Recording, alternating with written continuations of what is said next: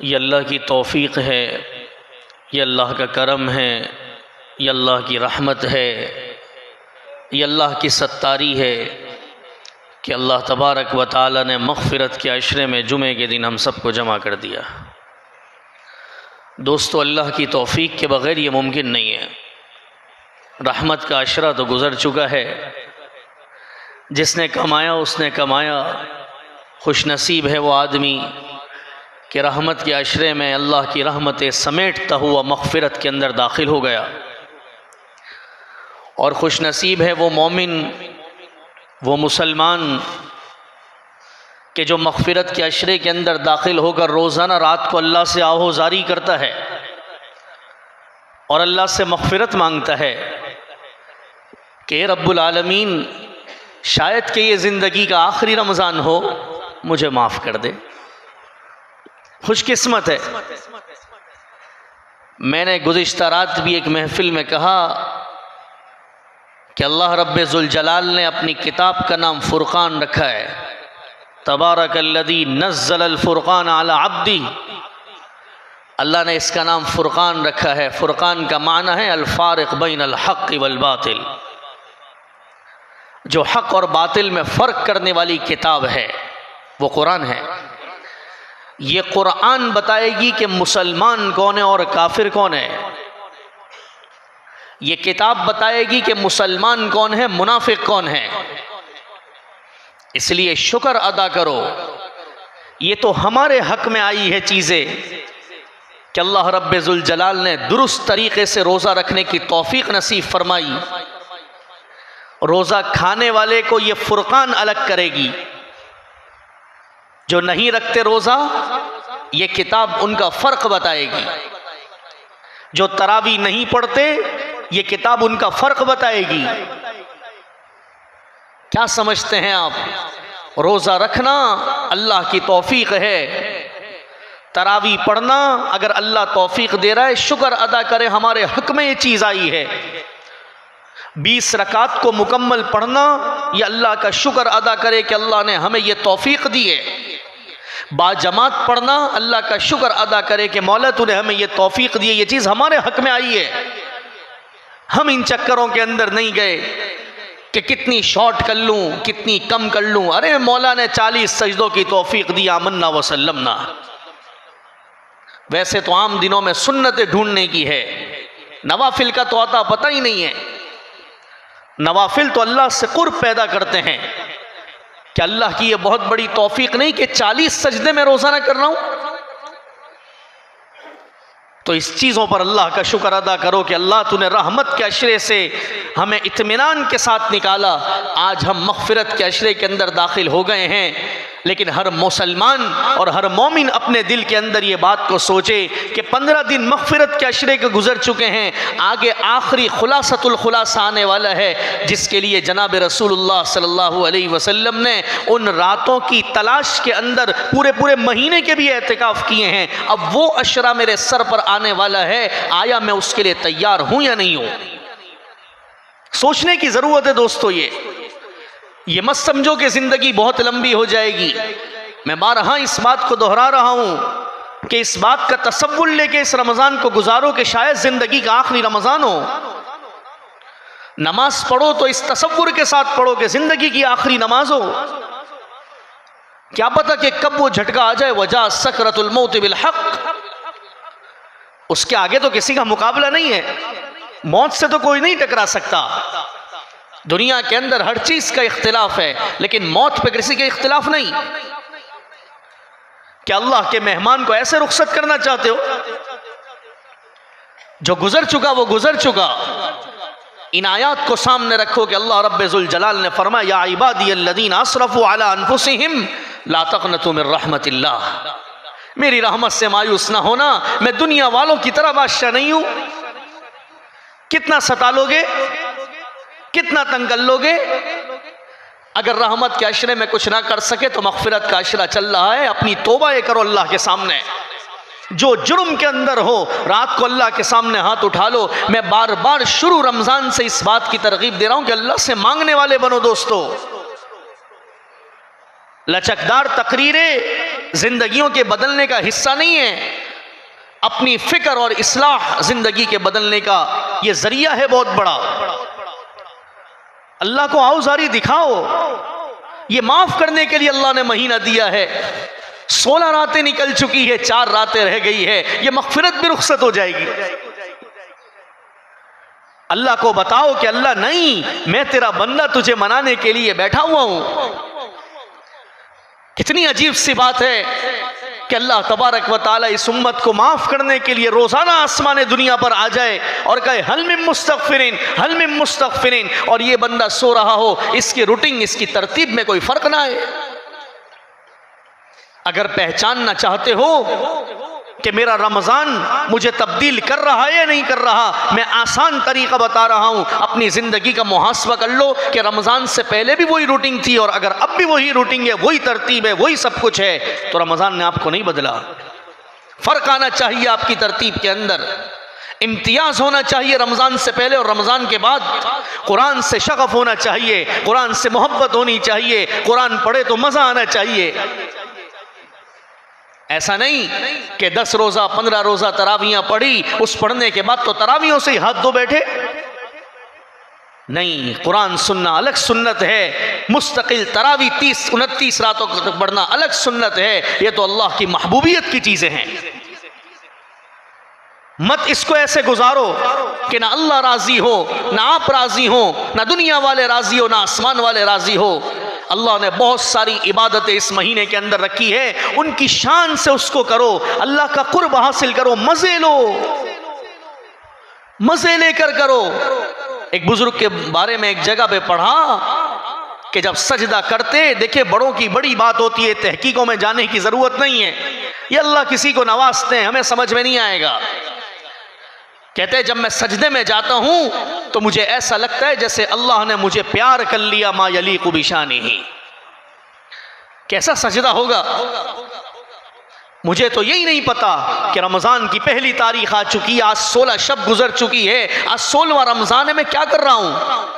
हजरत मौलाना हुसैन अहमद मदनी रहमतुल्लाह अलैह के बारे में एक जगह पे पढ़ा कि हजरत मदनी रहमतुल्लाह अलैह जब 29 शाबान होती तो अपने तमाम मुताल्लिकीन को जमा करते और जमा करने के बाद ऐलान करते 2 अल्फाज के अंदर, हजरत मदनी रहमतुल्लाह अलैह मुहद्दिसीन का इमाम, जिनकी सनद पे आज हम फख्र करते हैं कि ये हदीस की सनद हजरत मदनी से जाके टच हो रही है। दारुल उलूम देवबंद में हदीस का सबक पढ़ाने वाले जब 29 शाबान होती तो अपने मुताल्लिकीन को जमा कर लेते और जमा करने के बाद फौरन कहते इंशाअल्लाह पहली शव्वाल को मुलाकात होगी। अब मदनी है और कुरान है। और ये सिर्फ हजरत मदनी रहमतुल्लाह अलैह के बारे में नहीं लिखा, बहुत सारे उलमा के बारे में लिखा है कि जो तफसीर का काम करते थे, फ़िक़्ह का काम करते थे, अल्लाह ने ऐसा रमज़ान और कुरान के साथ शगफ रखा था, तमाम चीज़ों को बंद कर देते और कहते कि अब रमज़ान सिर्फ कुरान का है, क्योंकि अल्लाह ने कुरान को उतारा ही रमज़ान के अंदर है। हमारे उस्ताद कुछ दिन पहले एक बयान में फरमाने लगे कि उन्होंने अपने उस्ताद से जिनसे हिफ्ज़ किया था उनकी उम्र इस वक्त 80 साल के करीब करीब है। तो मेरे उस्ताद फरमाने लगे कि मैं 29 या 28 शाबान को उनसे मिलने गया सोल्जर बाज़ार गफूरिया मस्जिद के अंदर। तो वो बैठे हुए थे, उनकी खिदमत में हाजिरी दी और दुआओं की दरख्वास्त की कि जी 27 रोज़ा तरावी है, आप दुआ भी फरमाएं। हमारे उस्ताद ने उनसे हिफ्ज़ किया था। तो थोड़ी बातों के बाद पूछा कि हज़रत उस्ताद साहब, आपकी अभी तक कुरान सुनाने की वही तरतीब है जो एक जवानी के अंदर थी? तो वो 80 साल की उम्र वाले उस्ताद ने हमारे उस्ताद को जवाब दिया, जी मेरी उस कुरान की तरतीब में कोई फ़र्क नहीं आया। जिस तरतीब पर जवानी के अंदर 9 सिपारे शागिर्द को सुनाता था, आज भी एक दिन में 9 सिपारों की गिरदान करता हूं। सुभान अल्लाह। ये वही है दोस्तों, ज़रा समझना। वइदा समिउ मा उन्ज़िला इलर रसूली तरा अयुनहुम तफीज़ु मिनद दमई। ये वही चीज़ है, अल्लज़ीना यज़कुरून अल्लाह क़ियामन व क़ुऊदन इज़ा ज़ुकिरल्लाहु वजिलत क़ुलूबुहुम। ये वो लोग हैं जिनको अल्लाह ने इस कुरान से हिलने की तौफ़ीक़ दी है कि ये सिर्फ कुरान को पढ़ते नहीं है। अब बात तो समझो दोस्तों, हज़रत उमर रज़ियल्लाहु अन्हु के किरदार आपका नाम, आपका रौब, आपका दबदबा नहीं सुना? दुनिया हिल रही है आज तक, शैतान नाम सुन के भाग रहा है। उस वक्त के शयातीन और आज के शयातीन भी भाग रहे हैं। उस उम्र को भी हिलाने वाली कोई चीज थी तो वो कुरान करीम थी। तोहा मा अंज़लना अलैकल कुरआन लितश्क़ा इल्ला तज़किरतन लिमन यख़शा तंज़ीलन मिम्मन ख़लक़ल अर्ज़ वस्समावातिल उला। आंखों से आंसू निकल गए कि मुझे भी दरबार रिसालत के अंदर ले चलो। क्यों ये कैफियत नहीं है? मैं बार बार कह चुका हूं, मेरे दिल के अंदर गंदगी है। अल्लाह ने इस गंदगी को निकालने के लिए ये महीना दिया है। अगर इस महीने के अंदर ये गंदगी नहीं निकली और इस दिल के अंदर अल्लाह नहीं आया तो मेरे दोस्तों फिर बात में बहुत मुश्किल है कि अल्लाह ताला ऐसा महीना दे, ऐसी तरबियत का महीना दे, ऐसा पैकेज दे कि पढ़ो निफिल करूंगा फर्ज, पढ़ो एक फर्ज करूंगा 70 फर्ज। बताओ मुझे मा गर्रका बिरब्बिकल करीम, तुम्हें किस चीज ने अपने करीम रब से धोखे में डाल दिया? और जब इंसान इसका दूसरा अशरा पूरा कर लेता है तो अल्लाह ताला ने एक और नई इबादत इसको नसीब फरमा दी। सुभान अल्लाह, सुभान अल्लाह। क्या रब तेरी शान करीमी है कि मेरा बंदा मुझसे दूर ना हो जाए। और वो उस इबादत का नाम है एतिकाफ। ये भी अल्लाह से लेने की इबादत है। शेखुल इस्लाम मुफ्ती मोहम्मद तकी उस्मानी साहब ने एक मकाम पर लिखा है, दोस्तों अल्लाह की हर इबादत जो हम करते हैं उसके हर तरीके की एक निराली शान है। फरमाया अल्लाह ने नमाज रखी है उसकी शान और है, अल्लाह ने रोज़ा रखा है उसकी शान और है। फरमाया अल्लाह ने हज बैतुल्लाह की इबादत रखी है उस आशिकी की शान और है। फरमाया दोस्तों अल्लाह ने जो एतिकाफ रखा है इस आशिकी की भी शान कुछ और है। और कैसी शान है? फरमाया शेखुल इस्लाम साहब लिखते हैं हदीसों के खुलासे के तहत, फरमाया ये जो एतिकाफ वाला मुअतकिफ है ये जब मस्जिद के अंदर आ जाता है तो अपने हाल दिल से अपने अल्लाह को ये कहता है, ए अल्लाह आ गया हूं तेरे दर पे, जाऊंगा तेरी मोहब्बतों को लेकर। इसलिए शेखुल हदीस साहब ने, मैं हमेशा कहता हूं फ़ज़ाइल आमाल के अंदर एतिकाफ के बाब के अंदर जब ये बातें शुरू की तो वहाँ एक शेर लिखा है, एतिकाफ वाला ये कहना चाहता है अल्लाह निकल जाए दम तेरे कदमों के नीचे, निकल जाए दम तेरे कदमों के नीचे, यही दिल की हसरत, यही आरज़ू है। ये कहता हुआ अल्लाह के पास आता है। फिर अल्लाह भी अपनी शान करीमी दिखाते हैं, अल्लाह भी अपनी शान रहमत दिखाते हैं। फरमाया इस एतिकाफ करने वाले को अल्लाह तबारक व तआला 2 हज और 2 उम्रों का सवाब नसीब फरमाते हैं। मामूली चीज़ नहीं है, अल्लाह ने यह एतिकाफ की नेमत हमें नसीब कर दी। ये भी हमारे हिस्से में आई है, ये भी हम मुसलमानों के हिस्से में आई है, ये उन स्कॉलरों के हिस्से में नहीं आई जिनको पूरे 11 महीने दीन का अता पता कुछ नहीं होता, दीन से कोई लेन देन नहीं होता, और वो स्कॉलर बन के पूरी दुनिया की इस्लाह करने के लिए तर्जुमे और तफसीर करते हैं लोगों के सामने। समझ जाओ, सुधर जाओ और लौट जाओ। वो जो लौट आए तो कुछ कहना नहीं जुबान से, जिन्हें रास्तों में खबर हुई कि रास्ता कोई और था। ये ऐसे पलंबरों की दुनिया से वापस आ जाओ जो तुम्हारा दिमाग खराब कर रहे हैं कि फला रकाते नहीं है, फला एतिकाफ क्या है, फिर क्या है? सारा दीन से निकाल दो। एक दिन आके कहोगे कि नमाज भी नहीं है, एक दिन आके कहोगे कि रोजा भी नहीं है, और उसमें भी नई बातें लाओगे कि रोजा फजर से लेकर जोहर तक होता है, तो ऐसा करेंगे हम? नहीं, हमारी असास कुरान, हदीस, सहाबा, इजमा कि मेरे अल्लाह ने क्या कहा है, मेरे नबी ने क्या फरमाया है, और सहाबा ने उसकी कॉपी कैसे की है, और इजमाए उम्मत ने क्या किया है, सलफ सालिहीन ने क्या किया है। किन चक्करों में तुम्हें डाल रहे हैं, अल्लाह से दूर कर रहे हैं। ये सारे स्कॉलर कब्र में पूछने आएंगे, जब कंधे पे उठाकर हमें कब्र के अंदर छोड़ के आ जाएंगे, जब सकरात का वक्त होगा ये सारे पूछने आएंगे। वहां तो अमाल का वजन है, वनज़उल मवाज़ीन अल क़िस्त लियौमिल क़ियामा, वहां तो वजन का सारा मामला है। फमन यअमल मिस्क़ाल ज़र्रतिन ख़ैरन यरा, एक जर्रा बराबर भी खैर हुई वो सामने आएगी, जर्रा बराबर भी शर हुआ वो सामने आ जाएगा। इसलिए हमारे कराची के एक आलिम ने अपने खुतबात के अंदर अजीब बात लिखी है, कैसे कैसे लोग इस दुनिया में गुजरे हैं, हम तो पता नहीं कहां हैं, अल्लाह तो हमें भी उन जैसा बना दे। फरमाया एक बुजुर्ग कुछ सिक्के लेकर किसी दुकान पर कुछ खरीदने के लिए चले गए, तो दुकान वाले ने कहा कि ये सिक्के तो खोटे हैं, चलेंगे नहीं, ये तो नकली हैं। तो ये बात सुन के वो बुजुर्ग गिर गए और बेहोश हो गए। लोग भी परेशान हो गए कि सिक्कों को खोटा कहा है, अल्लाह अकबर, जाली कहा है, होना तो ये चाहिए था कि ये जाके इसको तब्दील करवा के आ जाते या दूसरे लिए आते, ये बेहोश क्यों हो गए, ये गिर क्यों गए। जब उनको उठाया हिलाया तो उठने के बाद मजीद भी रोने लगे, कैसे कैसे लोग अल्लाह के आशिक दुनिया के अंदर गुजरे, सुभान अल्लाह, अल्लाह से इश्क तो ऐसे किया जाता है। तो खड़े होके कहने लगे कि मैं तो कितने अरसे से सिक्के लेके घूम रहा हूं, आज जब दुकान वाले के पास आया और मैंने चीज खरीदी तो मुझे पता चला कि ये खोटे हैं, नकली है। और रो के कहने लगे कल अल्लाह की बारगाह में जब हाजिर हो जाऊंगा, आमाल मेरे पास है, अगर अल्लाह ने उन आमाल के बाद कह दिया हे मेरे बंदे ये सारे आमाल तेरे खोटे हैं, जा तू जहन्नम के अंदर चला जा, तो फिर मैं क्या करूंगा। इन्न फी ज़ालिका लइब्रतन लिमन यख्शा,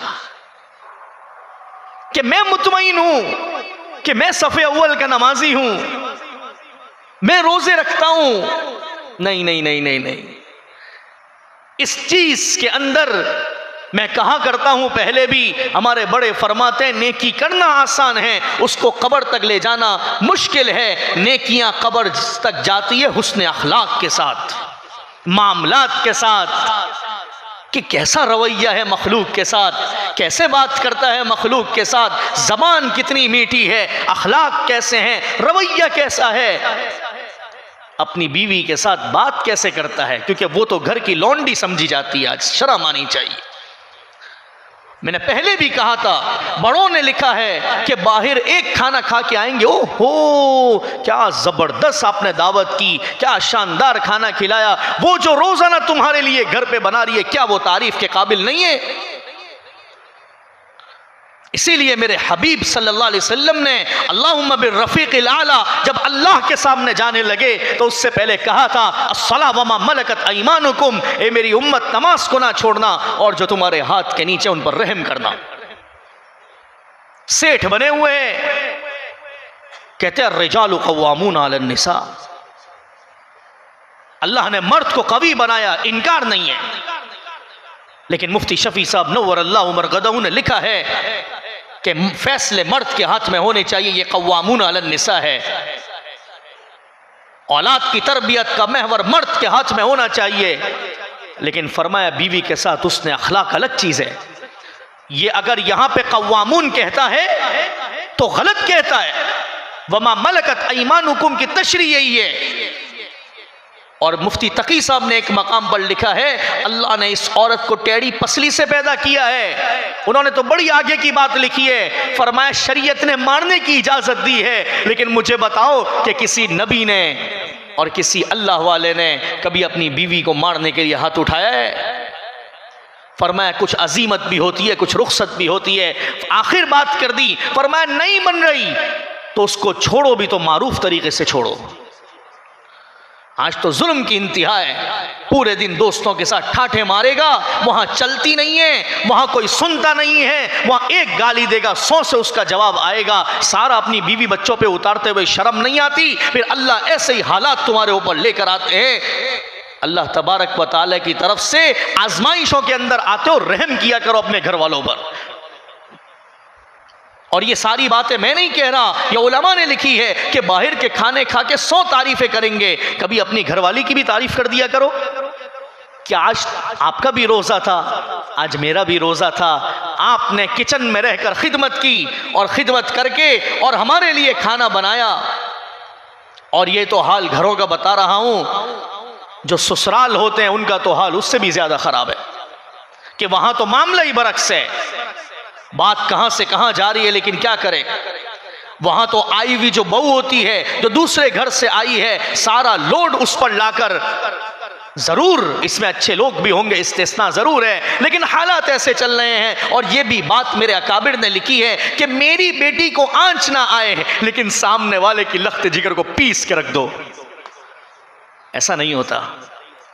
इन्नल्लाह ला युग़य्यिरु मा बिक़ौमिन हत्ता युग़य्यिरु मा बिअनफुसिहिम व इज़ा अरादल्लाहु बिक़ौमिन सुअन फला मरद्द लह। अपने हालात को तब्दील करो। वो किसी की बेटी नहीं है, वो किसी के घर से नहीं आई। ये तरबियत का नुकसान है। ये चीजों को अल्लाह से मांगो, अल्लाह मेरे अंदर ये सारी कोताहियां मुझे माफ कर, तुझे माफी बड़ी पसंद है। इन्नका अफ़ुव्वुन करीमुन तुहिब्बुल अफ़्व फ़अफ़ु अन्ना। कोताही होना मसला नहीं है, इकरारी मुजरिम होना मसला नहीं है, लेकिन मुजरिम होकर उस पर डट जाना, जम जाना, यह मेरे रब को पसंद नहीं है।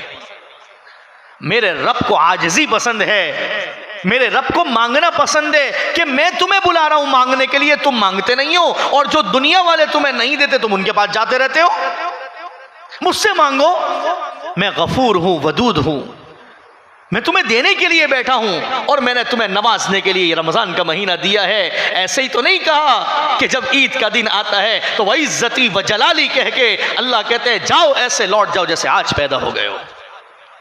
ये ऐसे ही अल्फाज हैं। बिन देखे सौदे हैं, ये बिन देखे सौदे हैं, ये दिन हैं, ये रातें हैं, ये मौक़े हैं। इस दिल में मेरे अल्लाह को जगा दो। अल्लाह मुझे भी तौफीक दे और आपको भी तौफीक दे। और ये जो ख़ास इबादत एतिकाफ़ की आ रही है, जम के इसका एहतमाम करो, मजाक मत करो, मस्ती मत करो। ये अल्लाह का घर है। मोतकिफ़ीन इस बात को सिर्फ मद्देनज़र रखें, मैं अल्लाह के घर मेहमान बनकर आया हूँ। और आम तबका उन मोतकिफ़ीन से दुआएं करवाए, उनसे दुआएं करवाए, उनको उनकी अहमियत बताए कि तुम मोतकिफ़ हो, तुम अल्लाह के दर पे आए हो, अल्लाह ने तुम्हें जहन्नम से बहुत दूर कर दिया है। लोगों को एक नमाज में मस्जिद में रहने का वक्त मिलता है, 2 नमाजों में, 3 नमाजों में। कितना खुश नसीब है मोतकिफ़, आया है भी तो अल्लाह के दर पे आया है। कैसा आशिक है, आया भी है तो अल्लाह के दर पे आया है, अल्लाह के घर पे आया है, और झूम झूम के कह रहा है हर तमन्ना दिल से अब तो रुखसत हो गई, अब तू आजा, अब तो खलवत हो गई। अल्लाह तुझे लेने आया हूं और तुझे लेके यहां से जाऊंगा। इसलिए कोशिश करो कि मैं भी इस साल मोतकिफ़ बन जाऊं और अल्लाह से अपनी मोहब्बत का इजहार करूं। मालूम नहीं ज़िंदगी का ये नशा किस वक्त ख़त्म हो जाए, किस वक्त दूसरे हमें गुस्ल दें। अरे कोई ताकत, कोई जवानी, कोई शबाब, कोई कुव्वत, कोई चीज़ काम की नहीं है। अगर है काम की तो इनको बोलो कि रूह निकलने के बाद अपना खुद गुस्ल करे। आखिरी नहीं कर सकते। कोई हाथ अगर यूं उठाएगा तो यूं हाथ जाएगा, कोई हाथ नीचे करेगा तो नीचे जाएगा। अल्लाह बताना चाहते हैं कि ये मैंने तुझे सारी तेरे जिस्म पर हुकूमत दी थी, मैंने वो हुकूमत तुझसे ले ली है, अब तू करके दिखा दे कि क्या करता है। कुछ नहीं कर सकते। जहां अच्छे अच्छे लिबास पहन के तकरीबों में जाते थे, अच्छे अच्छे लिबास पहन के जो अल्लाह ने तौफीक दी थी, बाहर घूमते थे, 2 से 3 चादरों के अंदर तुम्हें घुमा के लपेट के और सीधा वहां नीचे जमीन के अंदर। और यही हकीकत है। इसलिए मैंने हदीस शुरू में पढ़ी थी, इन्नल्लाह ला यंजुरु इला सुवरिकुम व अमवालिकुम। अल्लाह तुम्हारी सूरतों और मालों को नहीं देखते, वलाकिन यंजुरु इला कुलूबिकुम व अमालिकुम। अल्लाह तुम्हारे दिल और अमाल को देखते हैं। इसके अंदर वजन पैदा करो, इखलास लाओ अपनी चीज़ों में, इस्तिकामत लाओ अपनी चीज़ों के अंदर, और इन 14-15 दिन की कदर करो। आखिरी अशरा शुरू हो जाएगा, अल्लाह ने उसमें लैलतुल क़दर दी है जो बहुत बड़ी नेमत है, इस उम्मत को नसीब की है। और उसी लैलतुल क़दर में अल्लाह ने नज़्ज़लल फ़ुरक़ान अला अब्दी, अपने हबीब पर उतारा है। जिस रात के अंदर कुरान उतर जाए वो रात कितनी मुबारक होगी।